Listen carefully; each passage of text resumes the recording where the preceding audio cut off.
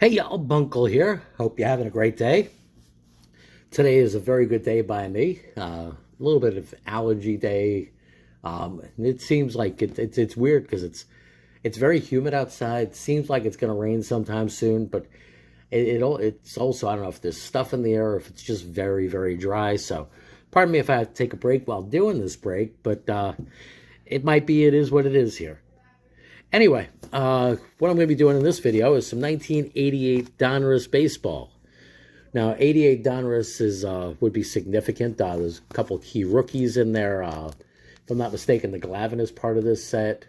There's also, if you're somebody who's into the PSA stuff, there are some cards that do have some value, although not really all that valuable if you get a PSA 10. Ones that might be notable would be like Dale Murphy. That's 85 bucks. Canseco would be another one. Kirby Puckett, Bo Jackson. I mean, you go down the list of all-stars and Hall of Famers that come out of this set. You're going to find a few. Some of the Diamond Kings also have value. Again, if you go the PSA route, there's maybe a dozen and a half that might make sense as far as getting them graded. Just considering the $30 cost of PSA. Now, if you go the SGC route or another route, your costs are lower, and the time you get it back in, of course, is a lot faster. But yeah, with that being said, I mean, if it's not something, unless you're a collector, unless you like a particular player or team, and you really appreciate slabbed cards, it's great on the display, great to show off. If you're looking to flip them or resell them just to keep, I guess, buying packs and cards and boxes and whatever else. Kind of like what I do. I mean, sure, I'll keep stuff that's interesting or, of whatever for my personal collection. But a lot of cards you tend to flip, looking to make some profit so you could buy more stuff, to continue the hobby. It's not a cheap hobby per se. I mean, some hobbies are definitely more expensive. But I also, to me, I appreciate opening these. Especially from this era, anywhere from the mid to early to mid 70s. When I opened my first pack was 73, all the way through the early to mid 90s. I kind of stopped collecting, I'd say in the early 90s, and then picked back up baseball. Not really collecting, but buying some stuff. When my daughters got a little bit older after they were born. Just to show them Yankees cards. I raised them as Yankee girls, that's definite.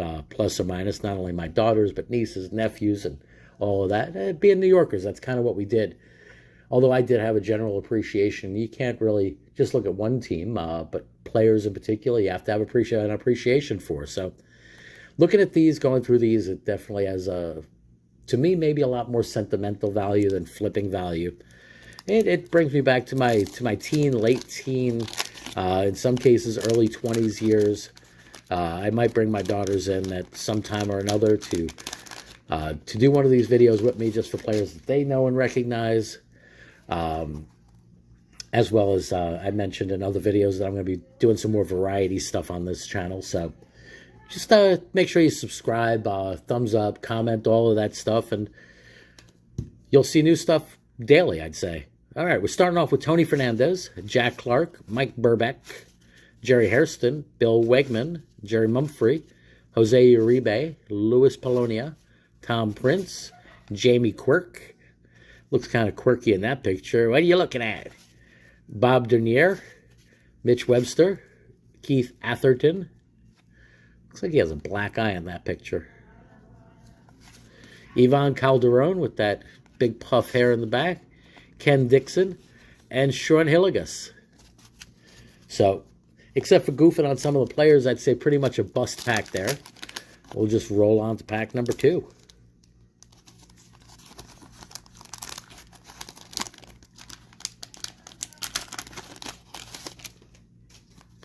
Now I got the frappers ready, just in case anything good comes out of these. Got Candy Maldonado. Okay, I'd say that's our first hit. That's one that I would have definitely gotten excited over back then. Mark McGwire's second year. I'll keep that on the side to frapper it up. Got Mark Langston, Mick Lemore, Timmy Raines. Nice Diamond Kings card there. Hall of Famer. I will keep him on the side. Gerald Perry, Tom Foley, Brian Dayette, Dwayne Murphy, Lee Guterman, Brian Downing. All right, we got another Diamond Kings card, Jack Clark, Tom Newell, George Brett. All right, another Hall of Famer. Not a bad pack so far. Jim Gantner and Jeff Dedman. All right, we'll get those frappered up. I mean, George Brett definitely deserves a spot on the Wall of Fame. Excellent, excellent player.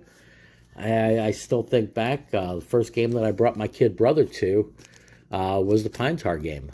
So, yeah, that was definitely interesting. We were all getting ready to go.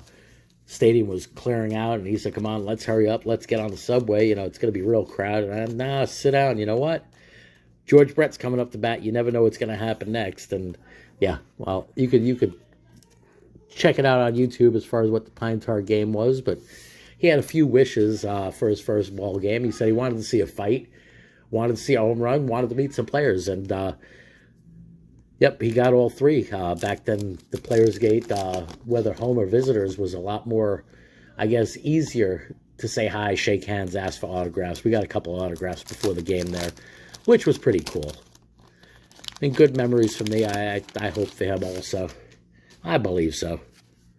All right, we got John Marzano, Tony Gwynn, nice card there. All right, Wes Gardner, Frank Williams, Alex Trevino, Rich Gedman, Mike Brumley, Carl Nichols, Jim Eisenreich, Tommy Herr, Julio Franco, Rocky Childress, Mike Henneman, Alan Ashby, and Will the Thrill MVP card, Will the Thrill Clark. Nice card there. So I'd say we got one for the Wall of Fame up on this one. That win was very nice. And we're going to be getting to opening number 4 in a second here. Let me just frapper that bad boy up. All right. 4th pack.